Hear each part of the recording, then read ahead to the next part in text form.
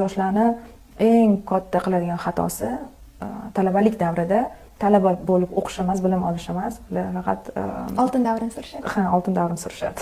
Keyin katta bo'lgandan keyin menimcha ko'pchilik yanglab ketadi. Chunki mana masalan, o'zim ham shu xatoni qilganman. Yaxshi o'qiganman, ko'p narsa, masalan, 5 ga bitirganman. O'qirdim, juda ham o'qirdim ko'p, lekin o'sha talabalik davrimdagi olgan bilimlarim hozir ko'p esimda yo'q.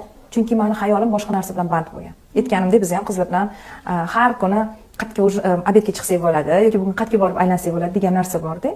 Va mana hozir o'zim trenerman, o'zim dars o'tamanmi?